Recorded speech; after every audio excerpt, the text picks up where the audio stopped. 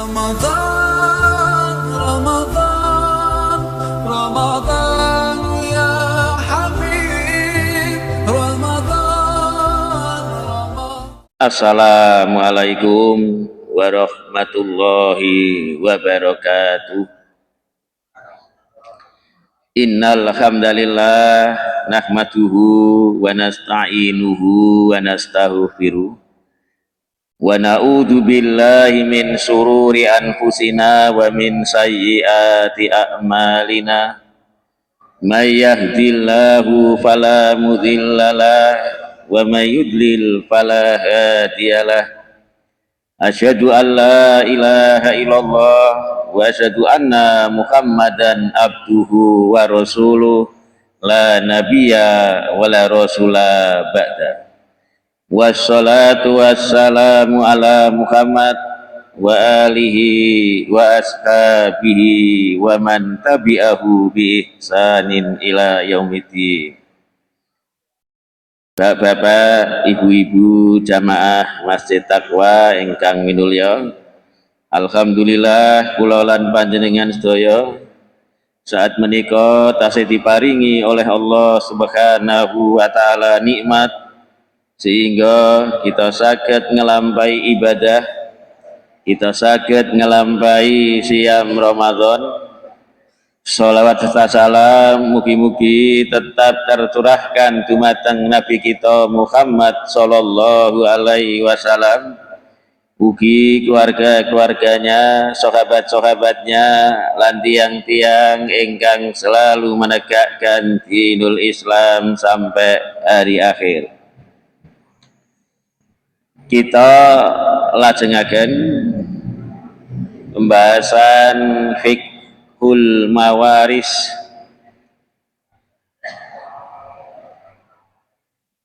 Kemarin sampun pengertian hukum mempelajari, keutamaan mempelajari, terus waris di zaman jahiliyah. Kemudian yang kelima sekarang wajib membagi hukum waris berdasarkan Al-Quran dan Sunnah. Pertama di surat An-Nisa ayat 11, yusikumullahu fi auladikum lidzakari mislu hadzil unsayain.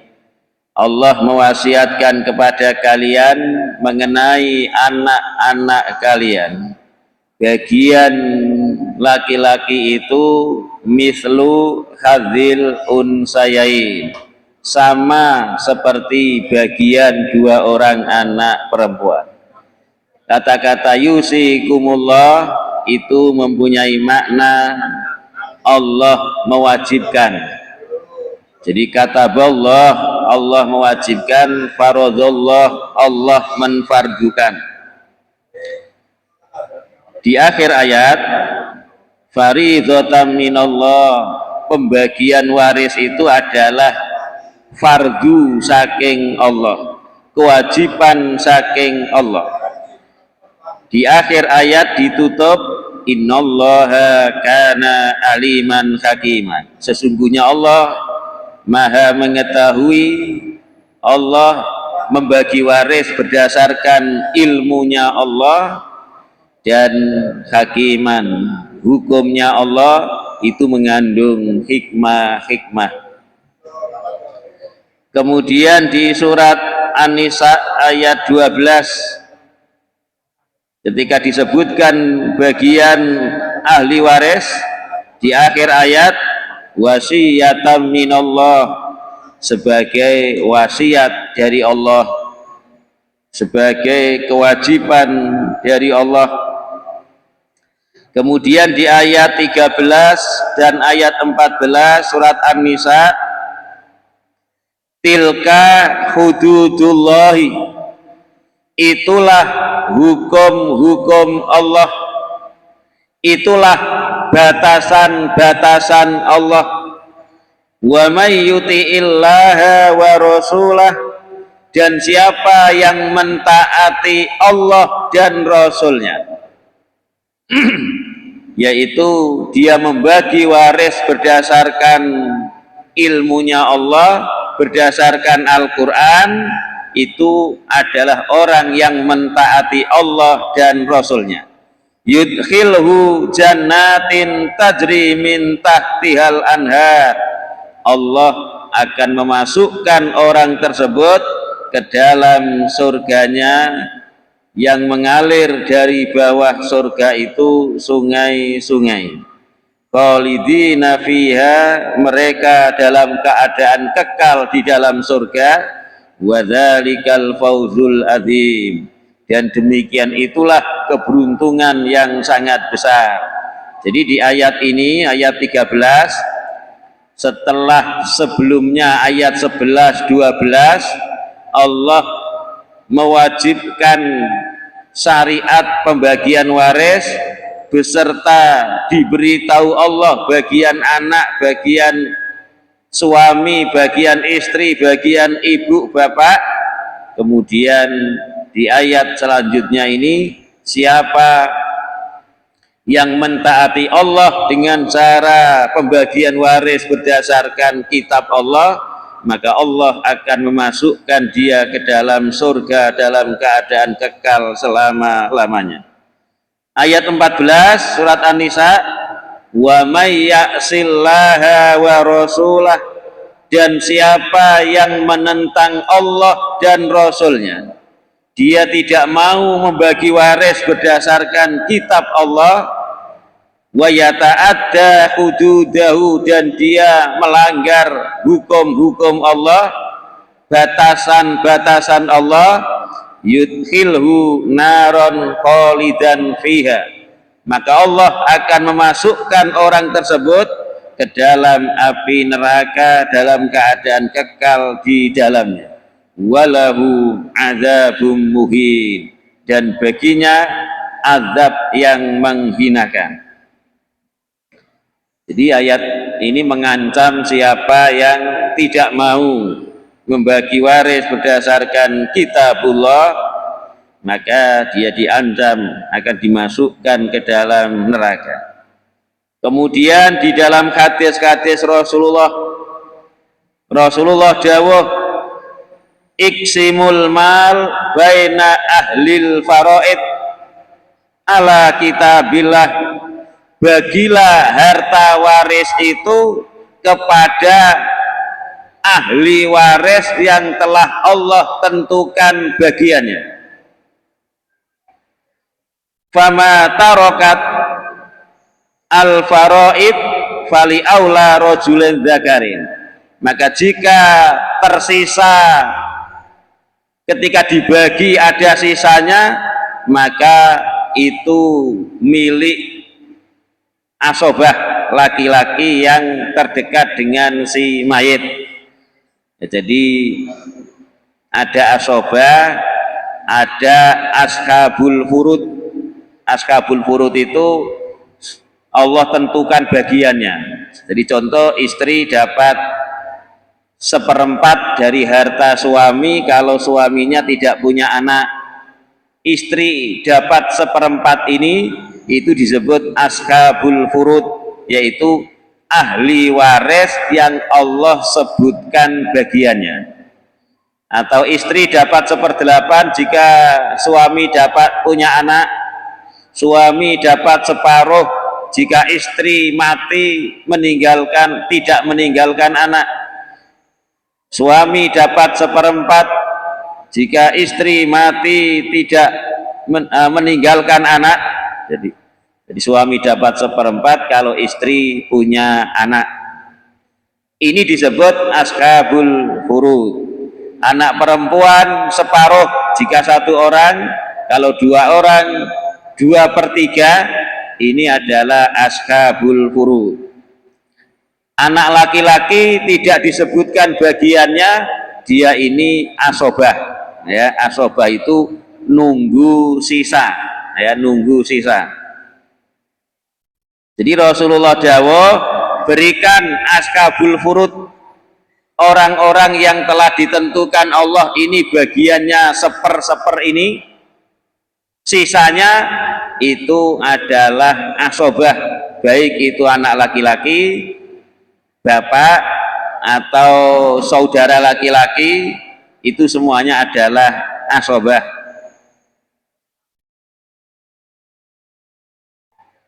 Ini dalil-dalil yang menunjukkan wajibnya pembagian waris.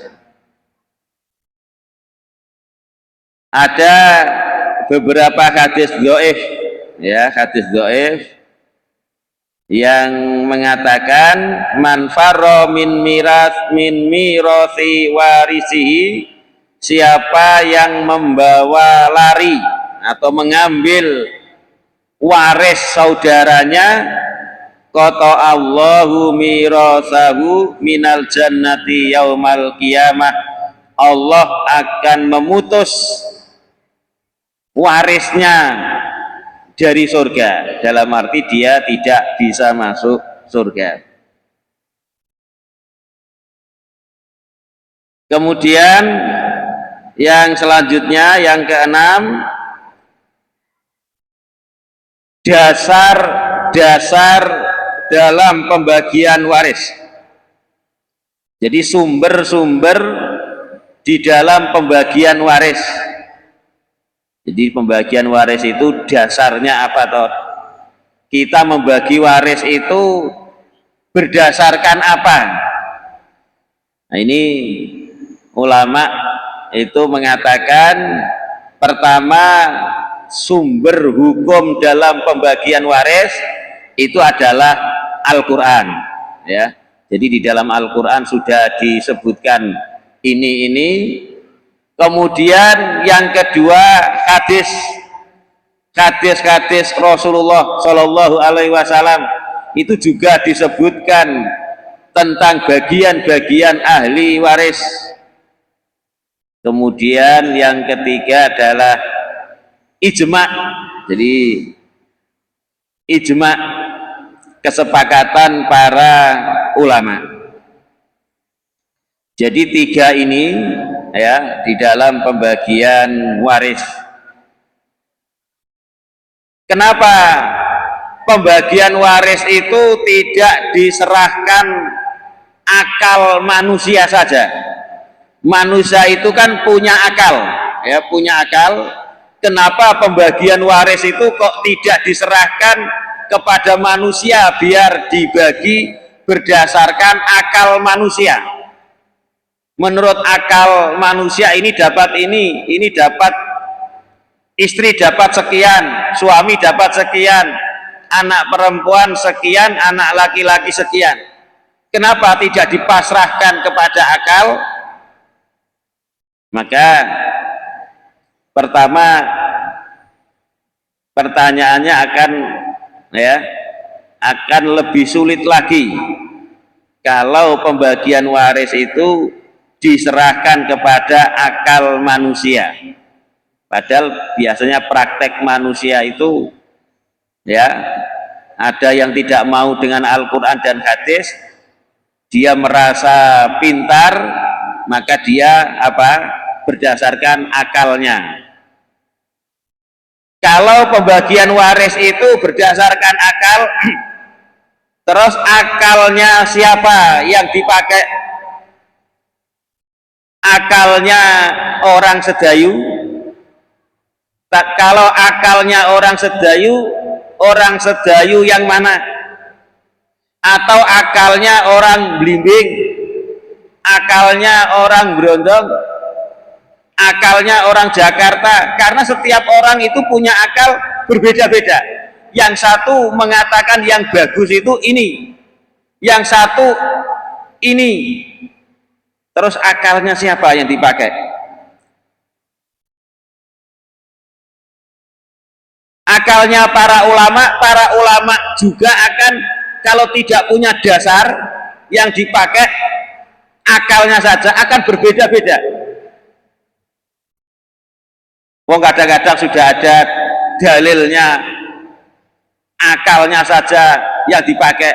Wong sudah ada dalil laki-laki dapat sekian, perempuan dapat sekian, itu saja tidak mau menuruti akalnya. Jadi akal itu tidak mampu, ya, akal itu tidak mampu. Makanya yang dipandang baik oleh akal itu tidak mesti atau bahkan lebih banyak ditolak oleh Al-Quran. Jadi kadang-kadang banyak sekali Al-Quran, hadis itu akal itu tidak paham, dan ketika akal tidak paham, akal diperintah untuk nurut saja, ya, nurut saja. Satu contoh, Ali bin Abi Thalib, ini di hadis riwayat Abu Dawud, Daruqutni, dianggap sahih oleh Albani. Ali ini pernah ngomong, ya, laukana din birroi lakana asfalul khufi aula bil maski min a'la. Seandainya agama itu berdasarkan akal, jadi munggoh agama iku dasare gak usah Al-Quran, gak usah hadis, iku dasare adalah akal, maka pasti akal itu, ya, akan memilih ketika orang itu berwudu dan dia itu memakai sepatu terus menerus. Jadi ada syariat, ya, syariat orang memakai sepatu terus menerus itu nanti wudunya tidak usah dilepas sepatunya, ya. Jadi begini, kalau panjenengan wudu riyen, misalnya sakniki wudu riyen, kados wudu panjenengan, kaki nggih dicuci biasa nggih sedaya,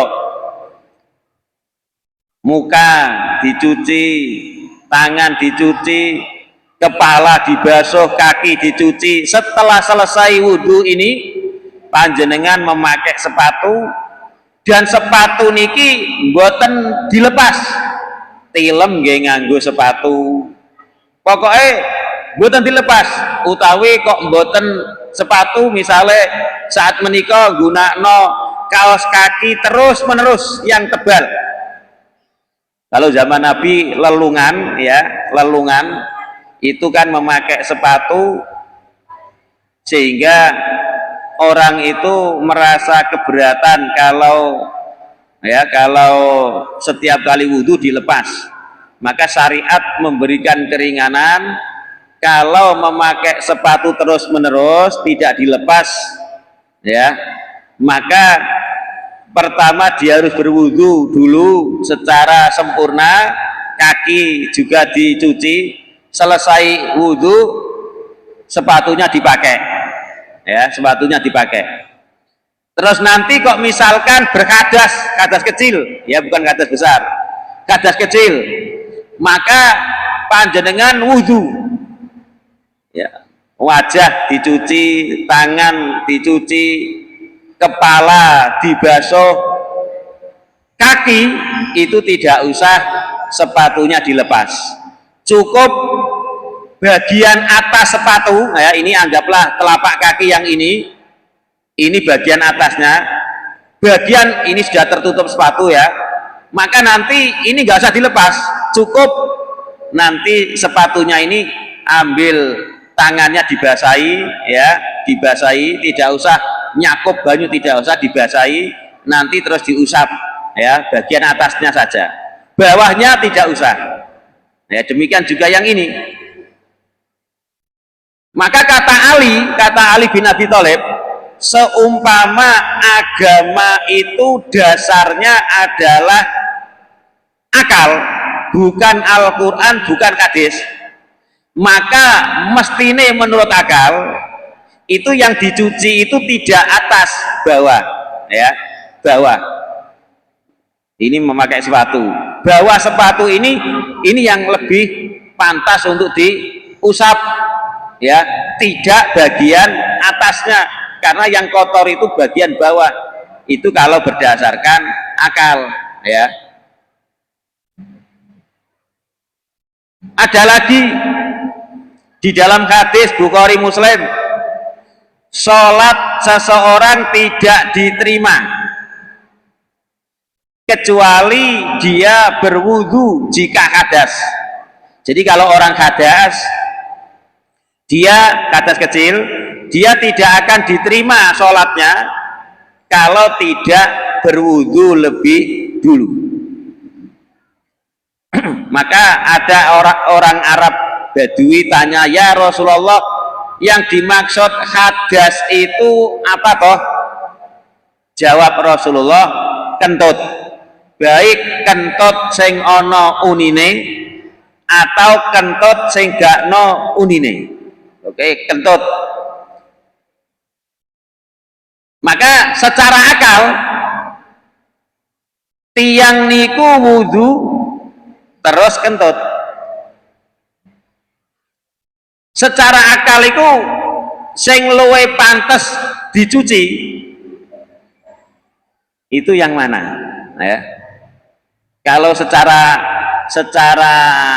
Al-Quran dan hadis, orang kentut, yang kentut itu ya tempat keluarnya kentut itu supaya suci itu berwudu, dan wudu ini tidak menyentuh sama sekali tempat keluarnya kentut. Tapi kalau menurut akal, mestinya wong kentut yang menyebabkan hadas itu adalah kentut, maka yang dicuci adalah tempat keluarnya kentut. Ya, ini kalau menurut akal. Makanya banyak sekali syariat agama itu yang akal itu tidak ngerti, ya, tidak ngerti. Sholat maghrib 3 rakaat, sinten sing saged jelasno, kena nopo sholat maghrib 3 rakaat? Secara akal itu kena apa kok 3 rakaat? Kok mboten 4 rakaat?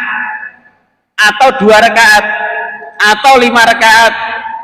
Sinten sing saged jelasno? Isya 4 rakaat, kena nopo 4 rakaat? Sinten akali sinten sing saged paham? Kena opo sholat isya kok 4 rakaat? Niki akal mboten paham, tetapi akal diperintah nurut, ya, nurut mawon. Kemudian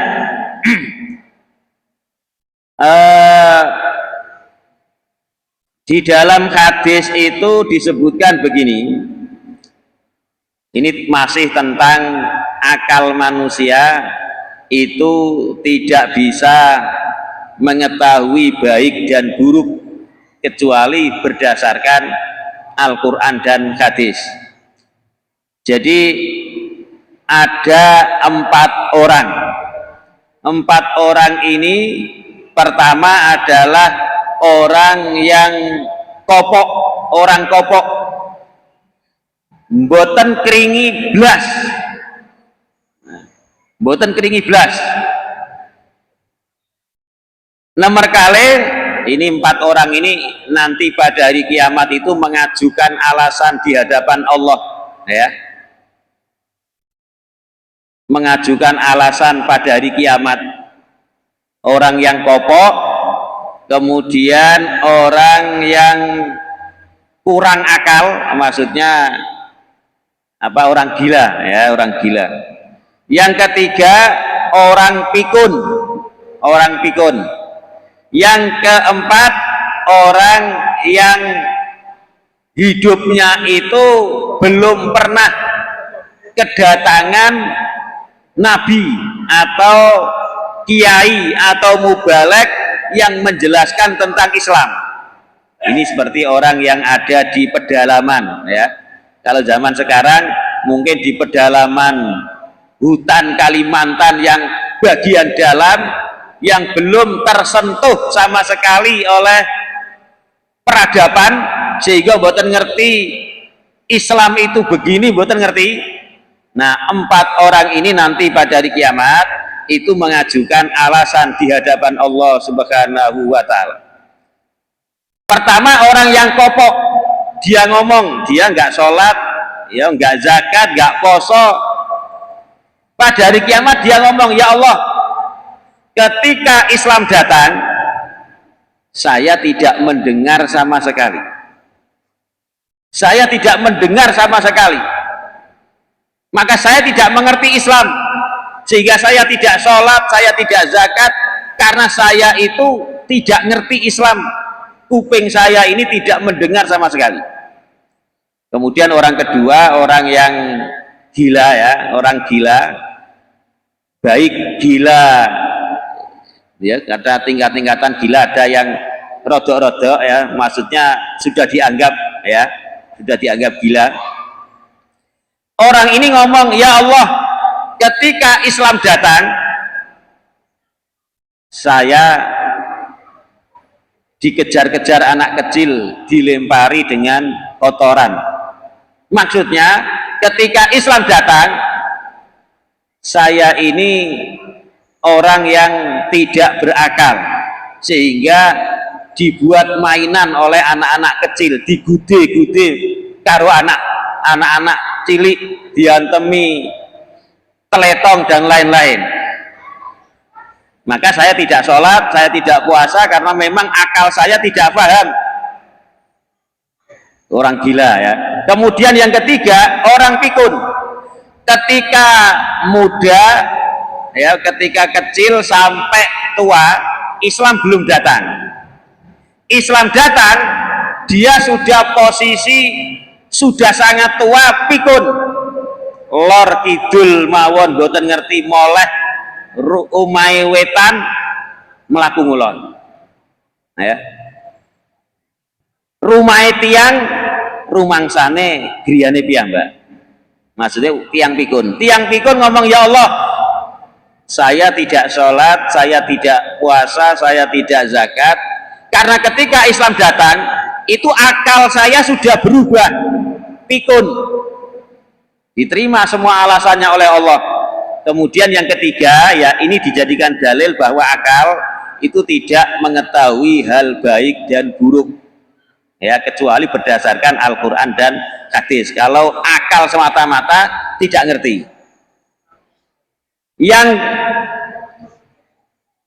Yang keempat ini, ya Allah, saya belum pernah mendengar Islam, baik dari Nabi, Rasul, atau kiai, ustadz, mubalek, saya belum pernah. Nah, ini biasanya tadi orang pedalaman, ya, orang yang berada di tengah-tengah hutan, belum tersentuh peradaban sama sekali. Maka orang ini tidak bisa sholat, tidak bisa puasa. Maka ini alasannya diterima semuanya oleh Allah, diterima. Maka nanti pada hari kiamat Allah akan memberikan ujian kepada mereka empat orang ini, empat jenis orang ini, ya. Mereka disuruh masuk api, ya, api. Kalau mereka itu taat kepada Allah, mereka akan masuk api. Yang hakikatnya api mereka masuki ketika seolah-olah panas sekali, ya, tapi ketika mereka taat kepada Allah masuk api, maka tidak merasa kepanasan, kelihatannya saja, sebagai ujian. Kalau orang celaka, dia tidak mau masuk api tersebut karena merasa panas. Kalau orang calon bahagia, dia akan masuk api ini. Oh, ini perintah Allah, ya, walaupun kelihatan panas, saya masuk. Ketika masuk, ternyata menjadi dingin, ya. Nah, ini kenapa kok pembagian waris tidak didasarkan kepada akal, ya. Kemudian yang ketujuh, hak-hak yang berkaitan dengan harta peninggalan, al-hukukul muta'allaqatu bitirkah. Hak-hak yang berkaitan dengan harta yang ditinggalkan mayit. Jadi kalau ada orang mati, itu hartanya tidak langsung dibagi ahli waris. Ya. Jadi kalau ada orang mati, kalau misalkan saya mati, harta saya itu tidak langsung diberikan kepada ahli waris. Ada tahapannya. Ya, ada tahap-tahapannya.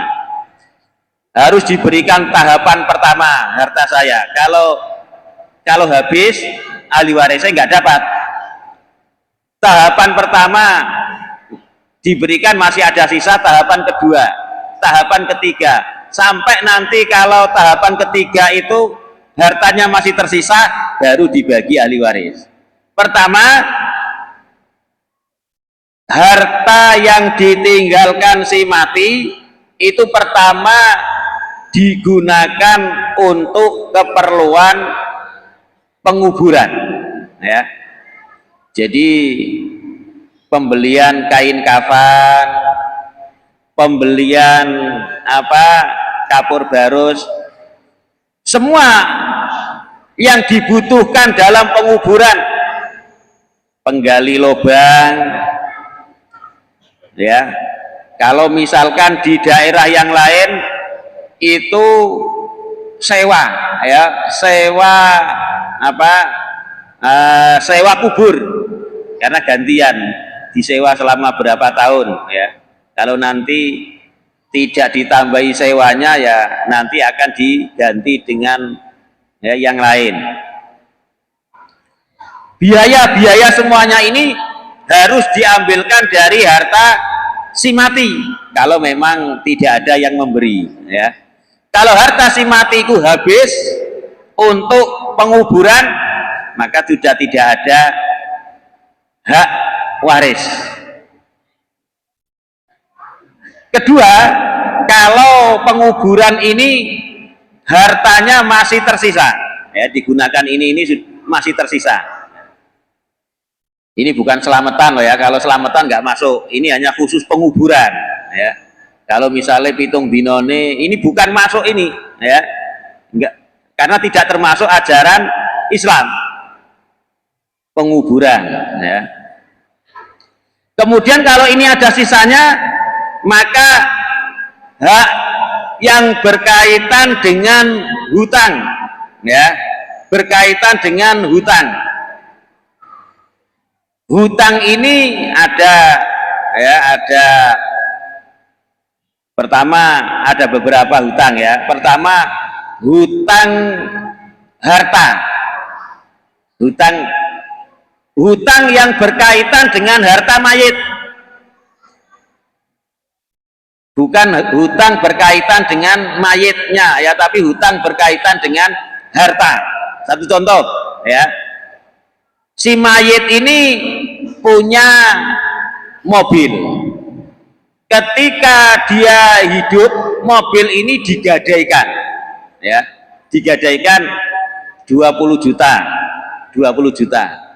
Ketika mayit ini mati, maka mobil ini tidak boleh dibagi, kecuali hutangnya mobil ini, ya, bukan hutangnya mayit, hutangnya mobil ini digadai ini 20 juta dilunasi. Setelah dilunasi, nah itu berarti sudah lunas hutang harta, ya. Jadi ini namanya hutang yang berkaitan dengan harta si mati, ya. Contoh adalah tadi digadaikan. Kemudian hutang yang kedua, hutang yang berkaitan dengan si mati. Nah, ini hutang yang berkaitan dengan si mati. Hutang ini ada dua macam, ya. Hutang ini ada dua macam. Satu, hutangnya si mati ini berupa upah, ya. Ketika dia hidup, dia mempekerjakan beberapa orang untuk, ya, memperbaiki rumah atau untuk menggarap sawah, dan belum dikasih upahnya pekerja ini, mayit sudah mati. Maka ini dianggap hutang, ya, hutangnya si mayit ini dilunasi, ya. pekerja-pekerja ini dilunasi. Atau dia membeli sesuatu secara kredit. Jadi mayit itu membeli sesuatu, ya, yang sesuatu itu belum lunas, maka dia hartanya ini digunakan untuk melunasi. Kemudian hutang mayit yang berkaitan dengan dirinya, dengan hak-hak Allah, ya, itu kalau pertama tadi hutang mayit yang berkaitan dengan manusia, ya, seperti belum memberikan upah kepada pekerja, atau dia pinjam uang kepada orang lain, atau membeli sesuatu belum lunas, nah ini dilunasi, ya, ini hutang kepada manusia. Kemudian hutang kepada hak-hak Allah seperti zakat, ya, nazar, ini hutang-hutang yang harus zakat. Misalkan dia sudah jatuh tempo zakat, kemudian ternyata dia belum sempat membayar, sudah meninggal, maka zakat ini harus dikeluarkan. Atau nazar, dia ketika hidup pernah nazar, kalau anak saya lulus ujian, saya akan memberikan masjid 1 juta.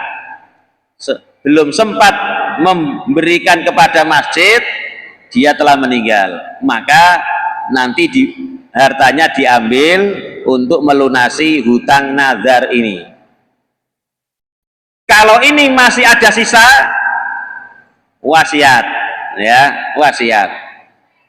Nah, cuma wasiat itu tidak boleh kepada melebihi sepertiga, ya. Wasiat itu tidak boleh melebihi sepertiga harta. Kalau punya harta 9 juta, wasiat itu maksimal itu 3 juta, paling akeh, ya, 3 juta. Mboten angsal 4 juta, mboten angsal. Bahkan para ulama wasiat sing bagus, ya, kalau dia punya ahli waris, ya, kalau punya ahli waris, wasiat sing bagus itu bukan sepertiga. Sepertiga itu paling banyak, yaitu 1/6, 1/5, itu paling bagus. Maka kalau wasiatnya lebih dari sepertiga, ya jangan takut dipotong, ya. Maksudnya dipotong itu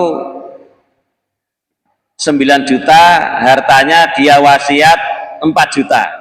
Maka tidak usah takut diberikan 3 juta saja. Bahkan yang lebih bagus diberikan 3 juta. Supaya mayit ini tidak menyalahi wasiat. Jadi ada hadis, ya, walaupun hadis lemah, ini juga disebutkan oleh para ulama. Ingat, ya, kata para ulama, kula lan panjenengan sedaya niku ahli ibadah, ya, ahli ibadah. Jangan sampai ahli ibadah itu di akhir hayatnya ditutup dengan perbuatan yang menyalahi agama. Ada orang itu ahli taat selama 70 tahun, gara-gara salah berwasiat dia dimasukkan neraka, ya. Karena wasiat ini adalah penutup hidupnya. Di hadis yang sahih disebutkan begini, ada orang yang dari kecil sampai dewasa sampai tua itu ahli taat, ahli masjid, ahli sedekah, macam-macam, ya. Sampai kata Rasulullah mengatakan jarak dia dengan surga itu sakilan, karena dia masih hidup, ada kemungkinan dia melakukan amal penduduk neraka. Jaraknya dia dengan surga itu sudah sakilan, di akhir hayatnya dia melakukan amalan-amalan penduduk neraka, di akhir hayatnya dia melakukan kemaksiatan, hidupnya itu ditutup dengan suul khotimah, pungkasan sing elek, maka dia masuk neraka. Termasuk wasiat, ya. Jadi kalau panjenengan kulolan panjenengan sedaya sakno kalih bapak kita sing wasiate menyimpang, ya kita kasihan betul. Jangan kita biarkan wasiatnya itu menyimpang itu berlaku, ya. Sesuaikan wasiat itu dengan Al-Quran dan hadis. Kalau tidak sesuai, jangan, ya. Misalnya ana wong tua wasiat no ahli waris, nek aku mati anakku iku takei iki. Nah anaknya bukan setunggal, anaknya nggak ada anak kali 3, 4 misalnya, lebih dari 1, ya. Maka wasiat seperti ini jangan dibiarkan. Kadang-kadang ngomong, "Cah, mosok dulur-dulur anak-anak liyane kok gak ikhlas ta? Wong bapakne wasiat kanggo anak si A. Mosok anake sing jenenge si B, si C, si E, si D kok gak ikhlas? Kok gak sakno bapakne? Wong bapakne kepingin ngekei wasiat kok gak oleh." Jangan seperti itu, ini keliru. Ketika bapak kita, ibu kita wasiat salah, karena Rasulullah mengatakan la wasiata liwaris, tidak ada wasiat bagi ahli waris. Ketika orang tua kita wasiat kepada ahli waris, salah satu ahli waris, ini wasiat yang bertentangan dengan Rasulullah SAW. Jangan dibiarkan, kasihan, ya. Kalau kita kasihan kepada orang tua, maka jangan diberlakukan. Kalau anak si A yang diwasiati ini betul-betul paham agama, dia tidak akan mau, aku sakno bapak, aku mau iki bertentangan dengan larangan Rasulullah, aku wedi bapakku iku suul khotimah, ditutup pungkasan sing elek, karena wasiat itu akhir daripada kehidupan. Nah ini, ya, maka hati-hati. Tetapi kalau wasiat itu adalah wasiat hal-hal yang mubah, ya harus dituruti, ya harus dituruti. Aku juga disolati nok masjid takwa, turuti, karena tidak bertentangan. Kula niku nate nopo niku takziah, ya. Ada orang mati, teman saya lain desa dengan Sedayu, bukan di Sedayu, ya, bukan di Sedayu. Tapi saya contohkan di Sedayu, karena ada kuburannya 2, ya, ada kuburan 2. Anggaplah di Sedayu, ya, yang mati ini wong lor, ya, lor, maksud lor ini lore suko. Bapak ini si mati ini wasiat, aku kubur no kidul, ya, kuburan Masjid Agung. Di sana itu anaknya dikubur, ya, di Masjid Agung. Bujone dikubur no suko, ya. Dia wasiat kepada salah satu keluarga, kalau saya mati aku kubur no Masjid Agung, njaluk di jentrekno karo anake, sementara bujone no suko. Tapi bukan di Sedayu. Saya ini nggak ngerti, ya, saya nggak ngerti, saya nggak ngerti asal usulnya, saya ikut saja, ya. Ternyata ini setelah selesai disolatkan itu orang yang gotong mayit ini mestinya, ya, mestinya ini sing gotong iku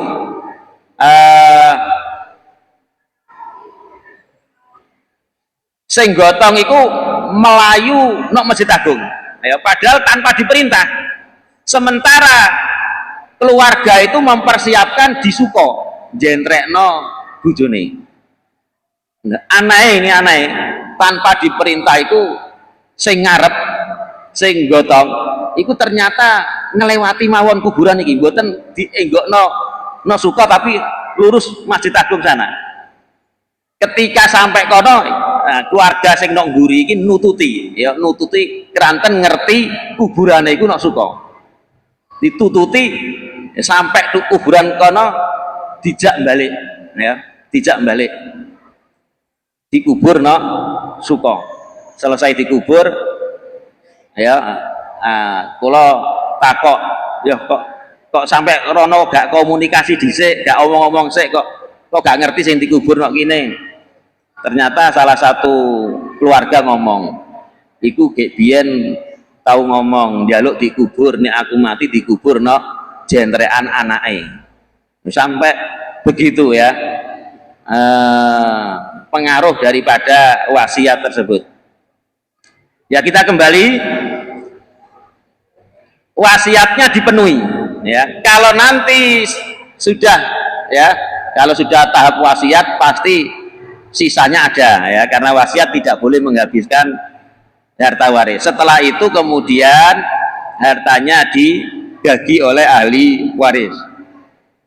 Ini hak-hak yang berkaitan dengan harta si mati, ya. Pertama tadi yang diutamakan biaya penguburan sampai selesai, biayanya berapa. Kalau ini habis, maka hutangnya tidak usah dilunasi, karena pertama ini dilunasi dulu kalau memang tidak ada yang membiayai. Kalau ini masih ada, baru kemudian hutang-hutangnya tadi. Kalau itu masih ada, baru wasiat. Setelah itu kemudian ahli waris. Kemudian yang ke-8, arkanul irsi, yaitu rukun-rukun waris, ya. Jadi waris ada rukun-rukunnya. Kalau tidak terpenuhi rukun, ini rukunnya ada 3. Salah satu rukun tidak terpenuhi, maka tidak terjadi waris, ya. Pertama, al-muwaris, orang yang mewariskan, dalam arti si mati, ya, orang yang mewariskan atau si mati. Yang kedua, al-waris, orang ahli waris yang masih hidup. Yang ketiga al-hakul maurus, ada harta si mati. Jadi kalau si mati punya harta, ini dibagi. Jadi 3 ini, salah satu saja tidak ada, tidak terjadi waris. Misalkan mewaris tidak ada, orang yang mati tidak ada, ya, maka tidak terjadi waris. Karena waris itu adalah terjadi ketika ada orang meninggal. Kalau belum meninggal, bukan namanya waris. Ya, kadang-kadang ada orang itu belum, tidak mengerti, ngomong, Bapak, dum, aku warisku itu piro aku kasihkan sekarang. Oh, ini bukan namanya waris. Wong tuane masih hidup. Jadi jaluk, kepingin jaluk ya jaluk nek dikei, tapi bukan waris, ya. Kalau orang tua itu memberikan ketika hidup, masih hidup, ini dapat ini, dapat ini, dapat ini, itu bukan waris, itu pemberian. Yang kedua, al-waris. Al-waris itu harus ada ahli waris yang hidup. Pewarisnya ada, ahli warisnya tidak ada, maka tidak terjadi waris. Maka hartanya tidak diwariskan, tetapi diberikan kepada baitul mal. Kalau tidak ada ahli waris, juga tidak ada zawil arham. Pewaris ada, ya, pewaris ada, orang yang mewariskan ada, tetapi hartanya tidak ada, hartanya habis, dibagi digunakan untuk penguburan atau hutang-hutangnya, maka tidak terjadi waris. Apa yang akan diwarisi? Wong tidak ada harta yang ditinggalkan. Jadi 3 ini, ya, muwaris, orang yang mewariskan, pewaris, orang yang ahli waris yang masih hidup, kemudian harta atau hak, ya. Jadi yang bisa diwarisi tidak hanya harta, hak, ya, hak juga bisa diwarisi. Kemudian syarat itu rukun-rukun waris. Sekarang syarat-syaratnya. Rukun saja kalau tidak ada syaratnya ya tidak terpenuhi. Ya sebagaimana sholat itu kan ada rukunnya, ada syarat-syarat sholat. Kalau rukun-rukun sholat terpenuhi tetapi syarat-syarat sholat tidak, ya juga tidak sah sholatnya. Kalau syarat terpenuhi rukunnya tidak ada, ya juga tidak dinamakan sholat. Demikian juga waris, rukun-rukunnya ada tetapi syarat-syaratnya tidak ada, ya tidak ya. Pertama, syaratnya itu adalah kematian pewaris, kematian orang yang mewariskan itu sudah nyata, betul-betul orang ini mati ya, tidak boleh dikira-kira dia mati. Kalaupun toh tidak kelihatan ya, ini kalau ada namanya mati secara hukum ya. Secara hukum itu begini, dia memang tidak kelihatan mati tetapi hukum itu menetapkan dia mati. Satu contoh, orang yang tenggelam ya, ada saksinya dia tenggelam, jasadnya tidak ditemukan tetapi ada saksi yang melihat dia tenggelam, dan secara hukum nanti kalau dibawa ke pengadilan itu akan dihukumi mati, karena orang tenggelam itu tidak akan bisa bertahan ya, tidak akan bisa bertahan, jangankan 2 hari 3 hari, 1 hari saja ya, 1 jam saja sudah meninggal. Maka walaupun toh tidak mati secara hakiki, mati yang dilihat oleh kita, ini mati secara hukum ya, dihukumi mati. Atau orang yang terbakar, rumahnya terbakar dan orang banyak saksi mengatakan orang itu ada di dalam rumah, dan ketika saking ya banyaknya api sampai semuanya itu sama rata ya, hancur semuanya sehingga tidak ditemukan misalkan, maka ini dihukumi juga mati karena ada saksi yang melihat dia berada di dalam ya. Jadi si mati ini betul-betul, atau si orang al-muwaris yang akan mewariskan itu betul-betul telah nyata mati. Kemudian yang kedua, ahli waris itu betul-betul dia masih hidup ketika al-muwaris ini mati ya. Jadi harus ada saksi bahwa ahli waris itu hidup ketika al-muwaris ini meninggal. Satu contoh, misalkan ada 2 orang bersaudara ya, laki-laki ya, 2 orang bersaudara sekandung, goncengan sepeda motor, dia kecelakaan ya, dua-duanya kecelakaan dan dua-duanya meninggal, tetapi ada saksi yang melihat bahwasanya dulur yang namanya A itu mati lebih dulu. Dulur si B ini belum mati waktu itu, tapi setelah itu dia mati.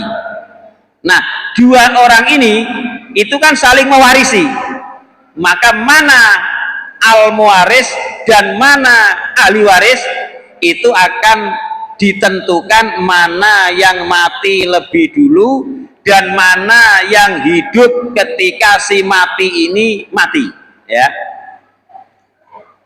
Kalau si B yang mati lebih dulu walaupun jaraknya 1 detik 1 menit, maka si A jadi ahli waris.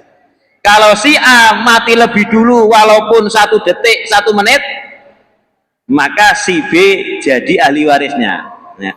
Jadi syarat yang kedua bahwasanya ahli waris itu benar-benar nyata masih hidup ketika al-muwaris itu meninggal. Kemudian yang ketiga, syarat pembagian waris itu harus ada orang yang mengerti tentang ilmu waris.